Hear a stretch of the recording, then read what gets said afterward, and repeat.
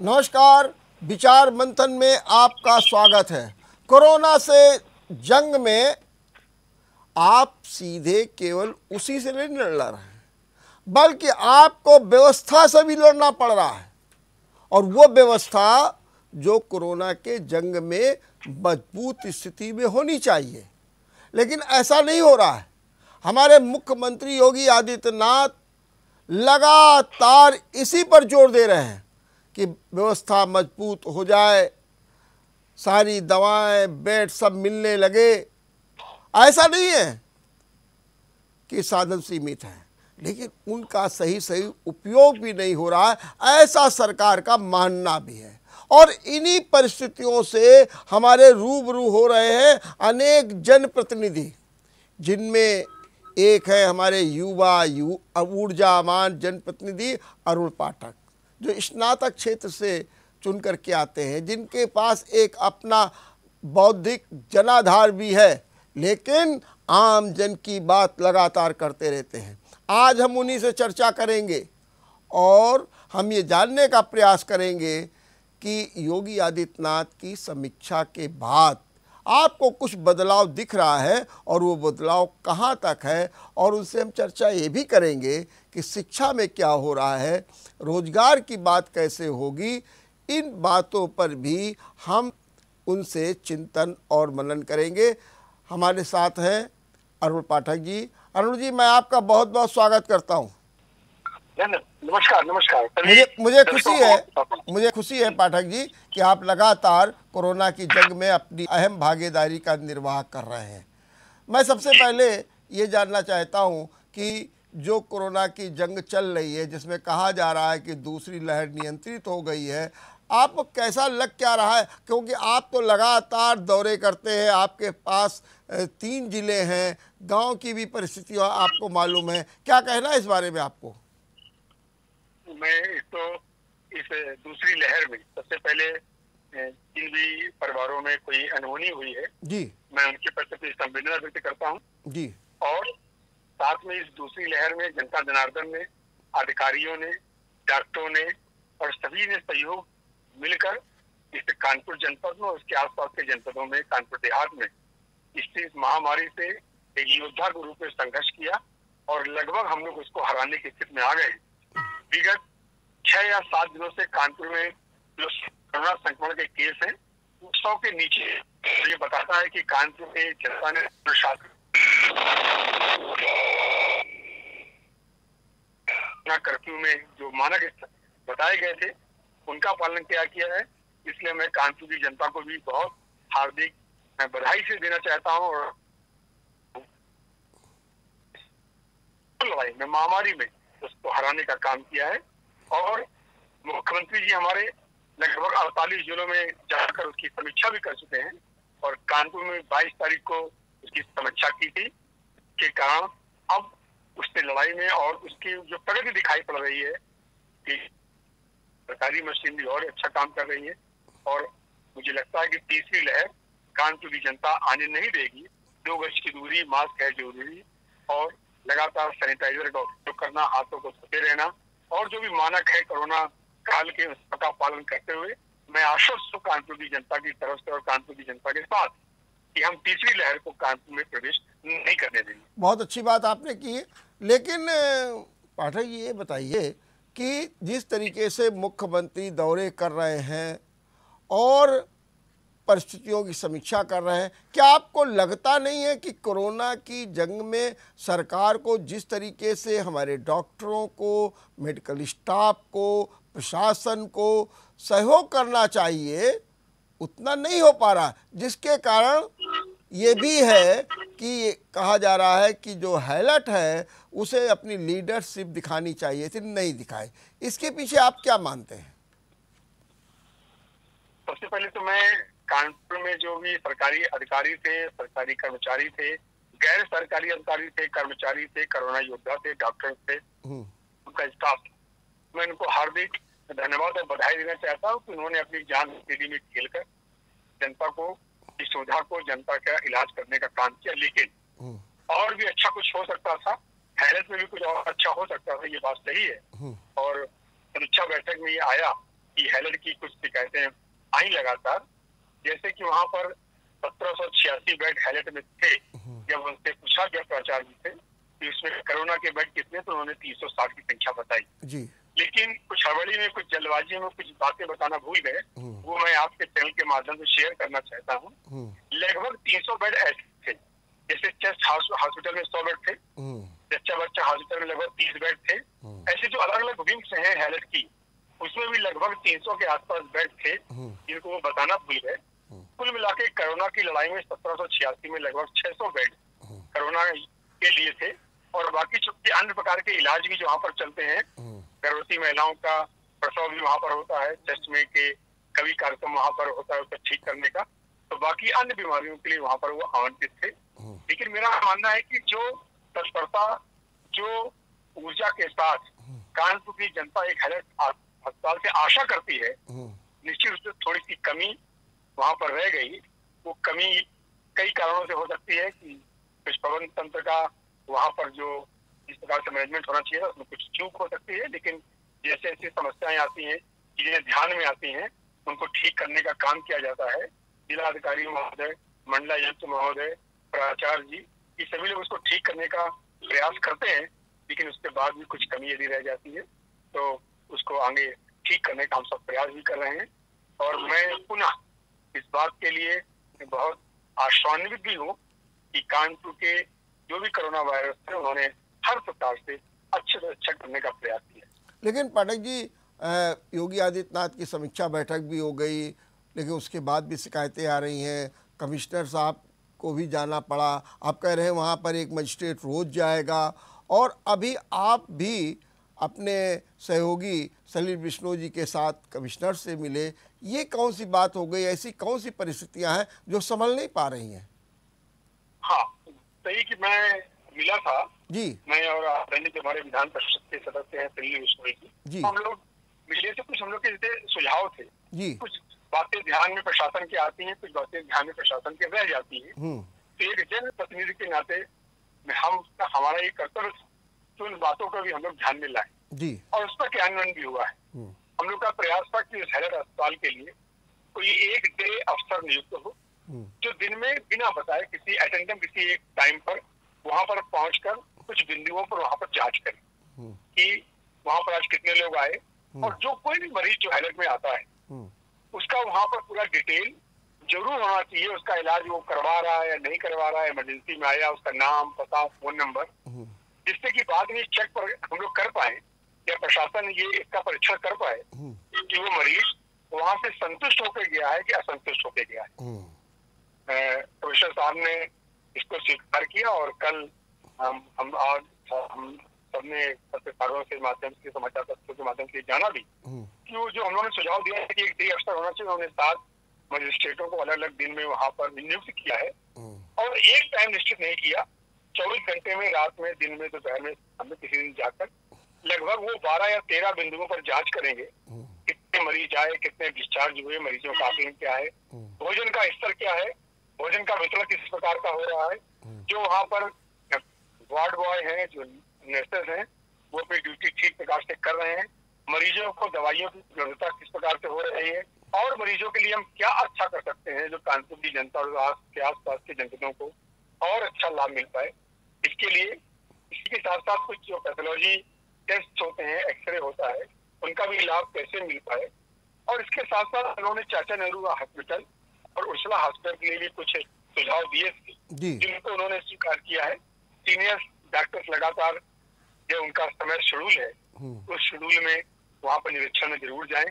केवल जूनियर डॉक्टरों के भरोसे पूरी व्यवस्था मेडिकल की न रहे। ऐसे बहुत सारे बिंदुओं को बताया था, और ऐसे बिंदुओं पर प्रशासनिक जो एक सुस्ती है वो सुस्ती न दिखाई पड़े, और उस पर काम भी हुआ। लेकिन क्या काम होने के साथ साथ जी हाँ, आप बताइए।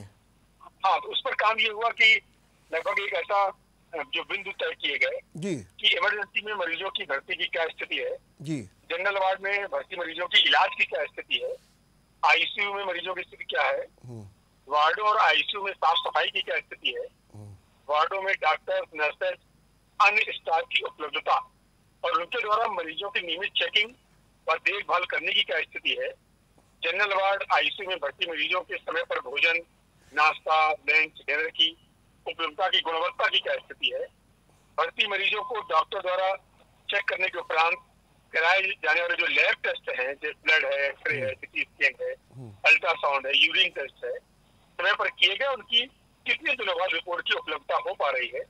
उनके जो तीमरदार आते हैं मरीजों को, उनको स्वच्छ शौचालय की उपलब्धता हो पा रही कि नहीं हो पा रही है।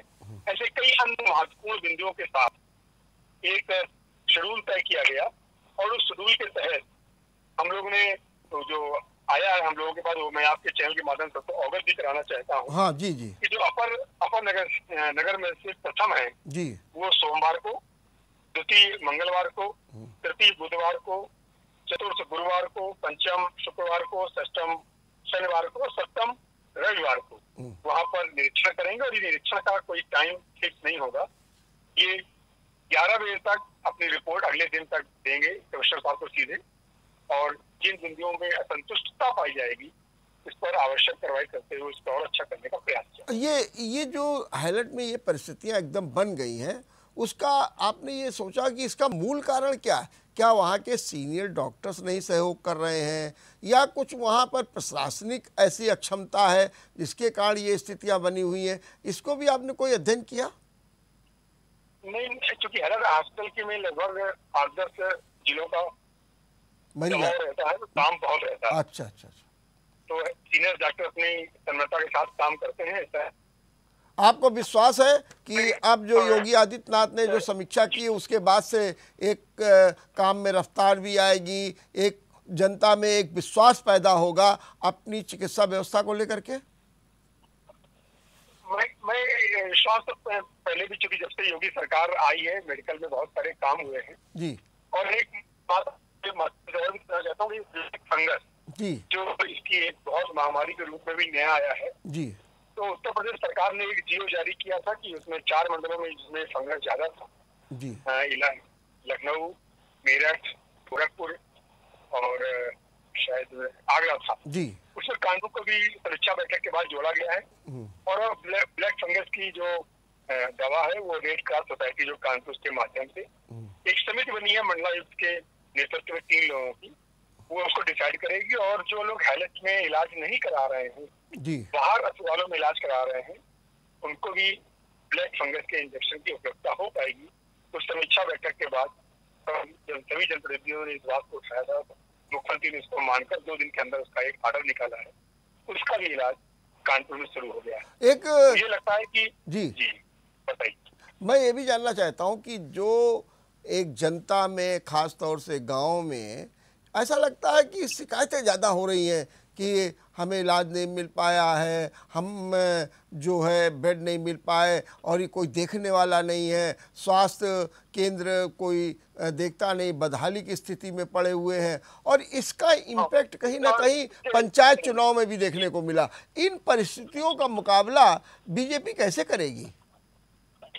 नहीं, ये तो जनता जनार्दन भी देख रही है कि पंजाब हो, चाहे महाराष्ट्र हो, चाहे छत्तीसगढ़ हो या राजस्थान हो, चाहे दिल्ली हो, जी, जनसंख्या का घनत्व तो सबसे ज्यादा उत्तर प्रदेश में था जी। और इस कोरोना वायरस पर हर प्रकार से नियंत्रण करने की जो सबसे पहले जो कामयाबी मिली है जिस सरकार को, वो उत्तर प्रदेश की सरकार है जी। और केवल जो वैश्विक संगठन है विश्व स्वास्थ्य संगठन, उसने भी कोरोना के टेस्टिंग को, कोरोना के ट्रीट को जिस प्रकार की उत्तर प्रदेश सरकार को सराहा है, वो एक उदाहरण के रूप में पूरे देश में सबसे बीच में है। गाँव में चूंकि बहुत सारे डॉक्टर को जो सीएससी और पीएससी में बैठते थे जी, उनको कोविड में यहाँ पर कानपुर में अटैच कर लिया गया था जी जी 2 महीने के लिए जी कुछ हो सकता है कि सीएससी और पीएससी थोड़ी सी डाउन हुई, जी लेकिन जी गाँवों में मैं ठाकुरपुर विधानसभा की बात कर रहा हूँ, तहसील की बात कर रहा हूँ, जी 90% गाँवों में सैनिटाइजिंग अच्छे प्रकार से हो रही है, स्वच्छता अच्छी प्रकार से हो रही है। थोड़ी जागरूकता की आवश्यकता है। जब गाँवों के लोगों को वैक्सीनेशन के लिए आग्रह किया जाता है तो कहीं ना कहीं जो तथाकथित ऐसे राजनीतिक लोग हैं जो मना करते थे कि ये बीजेपी की वैक्सीन है जी, ऐसे लोग जब अब पैरवी करते हैं कि सबको वैक्सीन लगानी चाहिए तो मुझे हंसी भी आती है कि कल आप इसको बीजेपी की वैक्सीन कह रहे थे, आप सबको वैक्सीन लगाने के लिए कह रहे थे। उनकी जो एक आदत है कि थोड़ा सा एक कोलाहल पैदा किया जाए, में गर्मी पैदा की जाए, एक उत्तेजना पैदा की जाए, गलतफहमी पैदा की जाए, उनके इस कारण थोड़ा सा एक गांवों में इस प्रकार का डर है। एक जागरूकता का अभियान है। मोदी जी ने, प्रधानमंत्री जी जी पाठक जी ये बताइए, जी ठीक है पाठक जी ये बताइए कि जो ये शिकवा का जो दौर चल रहा है उसमें विपक्ष भी मोर्चा खोल दिया है। जैसे कांग्रेस है वो गांव में सेवा सत्याग्रह कर रही है, मेडिकल किट बांट रही है और साथ में सैनिटाइजर का काम कर रही है। सपा भी जो है लगातार मोर्चा खोले हुए है और ख़ास तौर से उन्हें दिखाई दे रहा है 2020 का चुनाव और जो पंचायत चुनाव में उनको थोड़ी बहुत सफलता मिल गई है उससे वो ज़्यादा उत्साहित है, ऊर्जावान है। इनका मुकाबला बीजेपी कैसे करेगी? भारतीय जनता पार्टी जी ने ये स्थापित किया है कि जो सत्ता होती है वो सेवा का माध्यम होती है, सत्ता का वैभव का माध्यम नहीं होती। सबसे पहले भारतीय जनता पार्टी ने सिद्ध किया कि राजनीति भी सेवा का माध्यम हो सकती है। और पिछले कोरोना काल जब आया था तो भारतीय जनता पार्टी के कार्यकर्ताओं ने जो की उससे जनता ने उसको सराहा था, जनता ने हाथों हाथ दिया था। भारतीय जनता पार्टी के नक्शे कदम पर चलते हुए अन्य राजनीतिक पार्टियों को यह एहसास हुआ कि राजनीति पर सत्ता पाने का माध्यम नहीं है, राजनीति में सेवा भी आवश्यक है। तो शायद इनको कुछ पता हुआ हो, केवल दिखावे के लिए चुनाव के देखते हुए उस सेवा का वो नाटक करने का या रंगमंच करने का प्रयास कर रहे हैं। तो जनता सब जानती है कौन पार्टी सत्ता के लिए राजनीति करती है और कौन पार्टी सेवा के लिए राजनीति करती है। भारतीय जनता पार्टी के माध्यम से भी और गैर सत्ता के माध्यम से भी, इसलिए वो कुछ ऐसा करने का या दिखाने का प्रयास जरूर कर सकते होंगे। लेकिन असल में जो स्थितियां हैं 2014, 2017, 2019 में जनता ने अब संदेश दिया है कि हम राष्ट्रवादी विचारधारा की पार्टी भारतीय जनता पार्टी के साथ हैं। और भारतीय जनता पार्टी ने भी जनता की आकांक्षाओं को, जनता की जो आशा थी उनको पूरी तरह पूरा करता हुए उसको सिद्ध भी किया है कि भारतीय जनता पार्टी सत्ता के लिए नहीं सेवा के लिए राजनीति। लेकिन पाठक जी ये भी आपने देखा होगा इधर मीडिया में और बहुत चर्चाएं तेजी पे है कि बीजेपी में भी मंथन चल रहा है, आरएसएस भी मंथन कर रहा है, दिल्ली में बैठकें हुई हैं और लखनऊ में भी बैठकें हुई हैं, सरसंघ कारवां ने भी बैठक की है और ये भी माना जा रहा है कि जल्दी ही संगठन में या और जो मंत्रिमंडल है उसमें भी कहीं ना कहीं बदलाव आएगा। एक नई शक्ति, नई ऊर्जा के साथ सब कुछ देखने को मिलेगा, एक नई रणनीति होगी, एक महाअभियान चलाया जाएगा ताकि जो ये असंतोष है इसको जो है दूर किया जा सके। इस बारे में क्या कहना है आपका? हमारे यहाँ भारतीय जनता पार्टी में असंतोष नामी कोई चीज नहीं होती है जी। और मुख्यमंत्री जी का अपने जो उनके अधिकारी नहीं नहीं, मैं असंतोष की बात नहीं, मैं कह रहा हूँ कि जो जनता में असंतोष है उसको दूर करने के लिए जो आप बीजेपी रणनीति बना रही है उसकी मैं बात कर रहा हूँ। मुझे नहीं पता आप कौन सी रणनीति की बात कर रहे हैं, परंतु किसी भी राजनीतिक दल के लोगों का कहीं से भी किसी अधिकारी से मिलना, किसी भी मुख्यमंत्री का राज्यपाल से मिलना एक समान शिष्टाचार होता है जी। और मिलते होंगे। और क्योंकि मैं भारतीय जनता पार्टी का एक सिपाही हूँ और सिपाही के नाते जो हम लोग को आदेश दिया जाता है हम सब उसका पालन करते हैं। और जो अपने पास जो हम लोग को जिस तरह के संस्कार दिए गए हैं कि राजनीति में सेवा के साथ आना है, राजनीति में दूसरों की के साथ सामंजस्य बिठाकर एक टीम वर्क में काम करना, सब उसमें काम भी करते हैं। वहाँ पर किस प्रकार से लोग किससे मिल रहे हैं उसका मैं बहुत ज्यादा आपको नहीं बता सकता और ठीक एक समान में बातचीत है। लेकिन मैं अगर आपसे जानना चाहता हूं कि ये जो वर्तमान हालात हैं उसमें बीजेपी को क्या करना चाहिए। हालांकि मुख्यमंत्री लगातार जिलों में जा रहे हैं, बैठक कर रहे हैं, सब कुछ कर रहे हैं, आपके हिसाब से बीजेपी को क्या, चूंकि ये भी आया है कि 7 साल जो है मोदी के हो गए हैं, एक जनसंवाद का कार्यक्रम शुरू किया जाएगा, लोगों से मिला जाएगा, सब कुछ किया जाएगा। मैं चाहता हूँ कि आपके हिसाब से क्या इस समय बीजेपी को करना चाहिए? बीजेपी के कार्यकर्ता, बीजेपी के जनप्रतिनिधि, बीजेपी के पदाधिकारी अनवरत साल भर तक सक्रिय मोड में एक्टिव रहते हैं, जनता के बीच में रहते हैं जी। ये हम लोगों ने दिखाया भी, अभी भी पिछले लोगों ने बनाया था जी। आगे अभी 28-29 तारीख को एक बृहद रक्तदान शिविर हर जिले में स्थापित होने वाला है, पूरा होगा, जिसमें लोगों को आगामी रक्तदान का भी कार्यक्रम करने वाले हैं। हम लोग गाँवों में जाकर जो सेवा का सप्ताह भी मनाने वाले हैं जी, और लगातार जनता के संपर्क में रहकर समस्याओं को दूर और जो उनको होने वाले कष्ट से सरकार को अवगत करना, सरकार द्वारा उनके लिए इस प्रकार की योजनाएं बनाना कि जनता को कष्ट ना हो। चाहे वो जैसे हमारे पटरी दुकानदार हैं, हमारे नाई दुकानदार हैं, जो ये कोरोना काल में जिनका जो अपना जीविकोपार्जन ठीक से नहीं कर पाए, उनको भरण पोषण भत्ते के रूप में 1000 रुपए दिया जा रहा है और साथ ही साथ उनको 2 महीने के लिए राशन दुकानदारों से गेहूं और चावल भी फ्री दिया जा रहा है। और उसी का एक मैं आप कहना चाहूंगा कि एक लगभग जो लोगों ने आशंका व्यक्त की थी कि उत्तर प्रदेश में तो 24 करोड़ की आबादी है, 1 लाख केस पर डे आएंगे, ऐसा नहीं हुआ। हम लोगों ने 3,25,000 टेस्ट रोज करवाए हैं।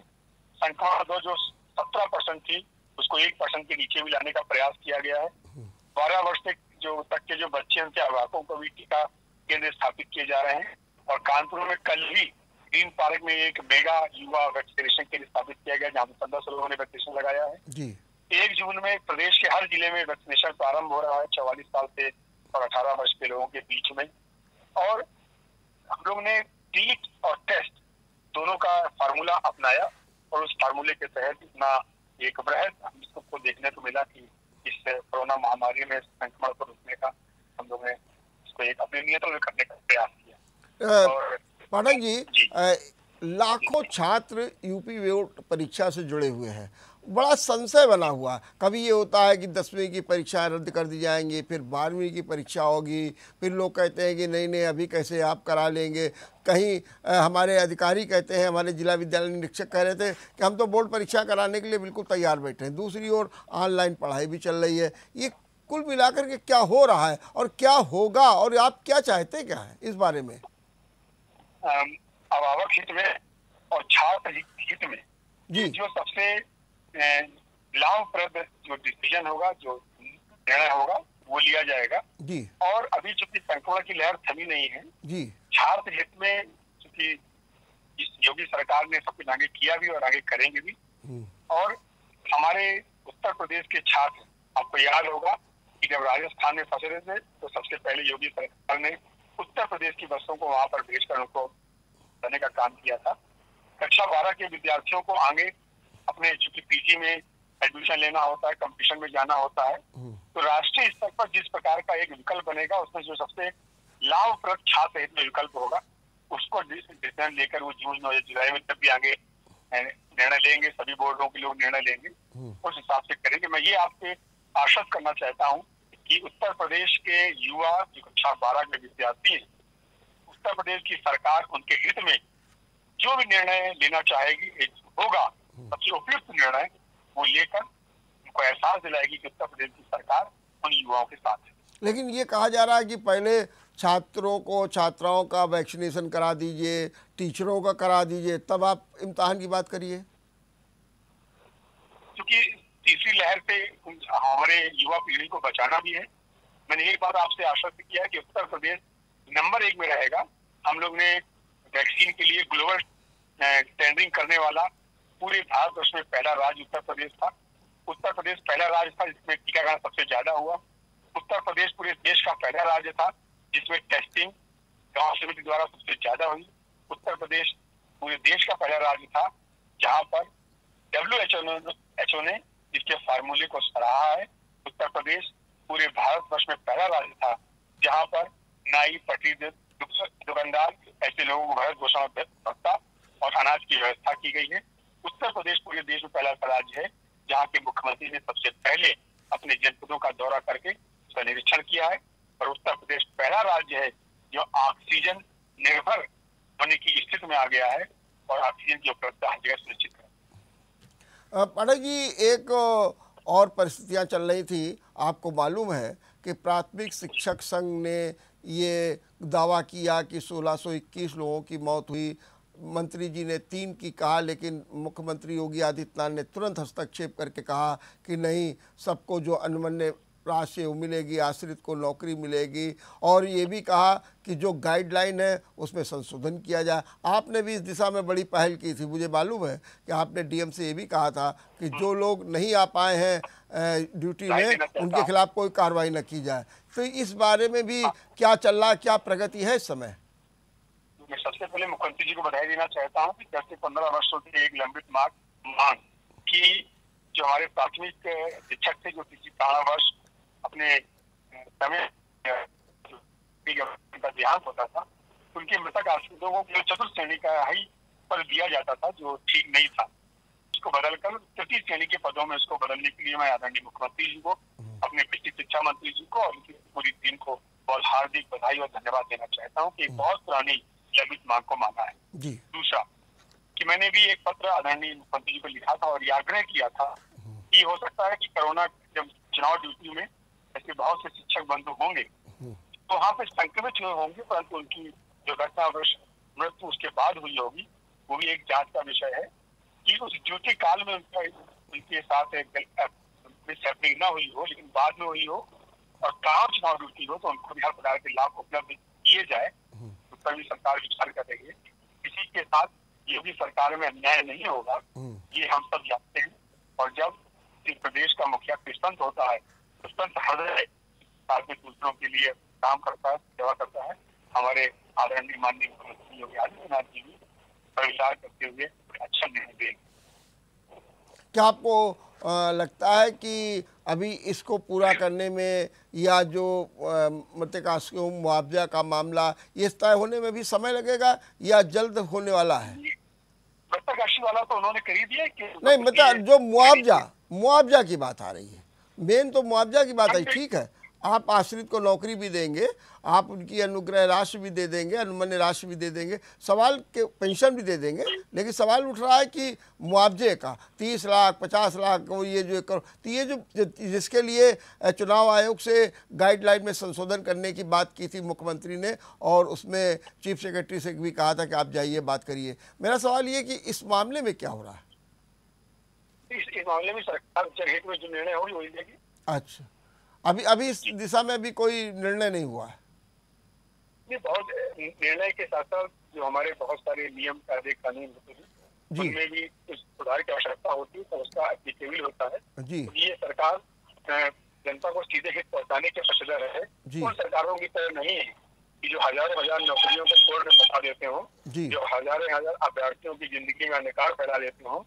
हम सब लोगों ने उसको सुलझाकर लोगों को नौकरी देने का काम किया है, सुविधा देने का काम किया है, भूखों को अनाज देने का काम किया है, किसानों को तो उनके पास एक जो उनकी जमा राशि हर महीने पहुंचाने का काम किया है। ये गेहूं खरीद के केंद्रों में अच्छे प्रकार से किसानों को सुविधा मिले इसका काम किया है, रिकॉर्ड धान की खरीदारी का काम किया है। इस प्रकार की एक जनहित में सरकार जो होगा वो अवश्य काम। लेकिन जो शिक्षा में ये जो ऑनलाइन पढ़ाई की बात हो रही है और ये हुआ कि 20 तारीख से पढ़ाई शुरू भी हो जाएगी, लेकिन वो माहौल नहीं दिखता है। इसके लिए कुछ सरकार सोचेगी या फिर जब कोरोना पूरी तरीके से खत्म हो जाएगा तभी कोई समस्या का हल हो पाएगा? बच्चों की जो जान है वो सबसे महत्वपूर्ण है जी, और महामारी का कोई निश्चित समय नहीं होता है जी। 21 तारीख को खत्म हो जाएगी जी। आदमी अंदाज लगाता है, उनकी स्थितियों का अंदाज लगाता है जी। तो जो सामान्य हो, स्कूल जाने वाली हो, बच्चों की जान और माल को नुकसान न हो, पैदा होंगी तो स्कूल भी खुलेंगे। और नहीं प्रदेश की जनता ये जानती है कि हम सब हमारे बच्चे हमारी धरोहर है जी। तो आगामी विद्यालय बीच में खोले भी गए थे, आवश्यकता पड़ी तो बंद किए गए, 9 तक विद्यालय खुल गए थे जी। धीरे धीरे स्थितियां समान होंगी तो विद्यालय खोले जाएंगे और हम सब आशावादी हैं। भारत वर्ष के नागरिक, उत्तर प्रदेश के नागरिक है, जुझारू नागरिक है, संघर्ष करके आगे बढ़ने का मुद्दा है। हम लोग रानी लक्ष्मीबाई के प्रदेश के रहने वाले हैं, चंद्रशेखर आजाद के देश के रहने वाले हैं, योगी जी के नेतृत्व में हम सब समान स्थितियां होंगी, सब समान स्थितियों में सब समान काम भी होंगे। लेकिन इन असामान्य स्थितियों में सरकार ने असामान्य रूप से जनता के लिए बहुत शानदार काम किया है और न्यूनतम कष्ट हो उसको लेकर अधिकतम फायदा बचने। एक सवाल का और जवाब दीजिए कि रोजगार की दिशा में कुछ सरकार सोच रही है कि कैसे या लॉकडाउन ख़त्म होते ही हम रोज़गार की दिशा में कुछ कदम बढ़ाएं, इस दिशा में भी कोई चिंतन मनन हो रहा? चूँकि आपका सीधा जुड़ाव स्नातकों से है, युवाओं से है, इसलिए मैं जानबूझ करके आपसे पूछ रहा हूँ। दिसंबर जनवरी में तो रोजगार की एक लहर जैसी आई थी, लगभग 3.25 लाख लोगों को रोजगार दिए गए थे जी। इसमें 69,000 तो शिक्षक की भर्ती हुई थी, पुलिस में भर्ती हुई थी जी। जो हमारी सिंचाई विभाग में पंप चलाते हैं ऐसे लोगों की भर्ती हुई थी, होम्योपैथिक चिकित्सकों की भर्ती हुई थी। 3 लाख लोगों को सीधे सीधे रोजगार 4 लाख लोगों को दिया गया था। अब रोज से 11 लाख लोगों को रोजगार दिया गया था। और अभी एक स्किल डेवलपमेंट विभाग ही आगामी कुछ दिनों में उत्तर प्रदेश में 4 से 5 लाख लोगों को स्किल डेवलपमेंट के रूप में उनको पैरामेडिकल की ट्रेनिंग देने वाला है, जिसमें नर्सिंग ट्रेनिंग भी होगी, इससे भी रोजगार पैदा होंगे, क्योंकि हेल्थ की और मेडिकल की बहुत आवश्यकता उत्तर प्रदेश में होने वाली है। सरकार ने तो उतने रोजगार दिए जितने पिछले कई वर्षों में सरकारें नहीं दे पाई, इसके लिए भी हम सब कर रहे हैं और काम करें। आप अपने क्षेत्र माने कानपुर देहात और उन्नाव के लोगों से कुछ कहना चाहेंगे इस तौर पर? जनता को प्रणाम करता हूँ, अभिनंदन करता हूँ, धन्यवाद देता हूँ कि शासन का परिचय मैं अभिरूप हूँ। साथ ही साथ सभी परिवारों के प्रति अपनी भावनात्मक श्रद्धांजलि और दुख प्रकट करता हूँ जिन्होंने अपने इस काल में लोगों को खोया है। मैं सरकार हमारा संगठन इनके साथ कदम से कदम मिलाकर खड़ा है और आगे उनकी जो भी मदद हो पाएगी मदद करने तत्पर है। मैं तो चलिए, बहुत बहुत धन्यवाद पाठक जी, आपने बहुत अच्छे ढंग से अपनी बात की और निश्चित रूप से आपने इस संकट के दौर में एक नई उम्मीद जगाई है शिक्षा के क्षेत्र में, खासतौर से रोजगार के क्षेत्र में, और मुझे विश्वास है कि इस दिशा में ठोस काम भी होगा और एक नए आयाम भी स्थापित होंगे, एक नया माहौल भी बनेगा। जो ये दहशत भरा माहौल है उससे मुक्ति मिलेगी, एक सकारात्मकता पैदा होगी और आपके ये प्रयास निरंतर जनहित में रहेंगे, ऐसा भी मुझे विश्वास है। देखते रहिए विचार मंथन। नमस्कार।